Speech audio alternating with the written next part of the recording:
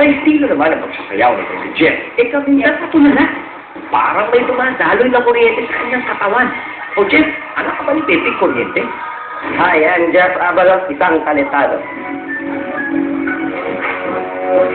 We're five in the family. Etong piano to, ito sa dad ko, kasi musician siya, piano artist.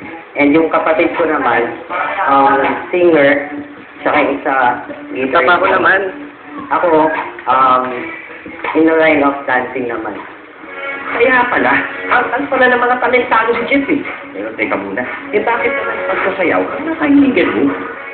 Bakit dancing nila feeling ko? Kasi I love crowds. Gusto ko yung makipag-communicate sa crowds. May mga dancers ako napapanood nung high school ako. Bali, parang gusto ko, I want to be there.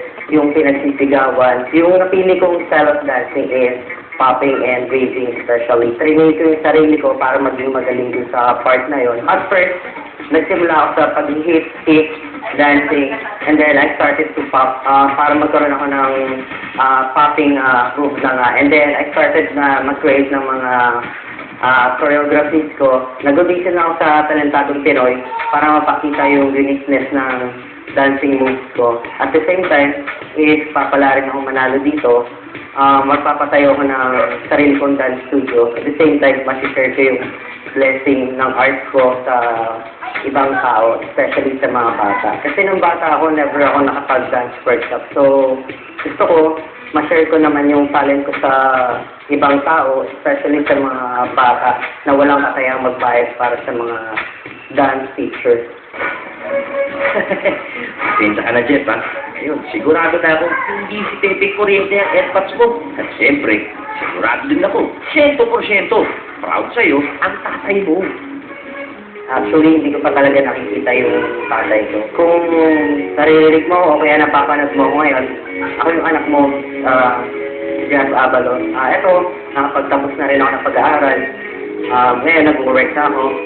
And ito yung art ko ngayon, yung passion ko, yung pagsasayaw. Sana through kwentong talentado, magkita tayo. At itong iniwang piano, kahit na hindi ako naging piano artist at nasa dancing career ako, sana maging proud ka pa rin sa akin at alam kong proud ka para sa akin.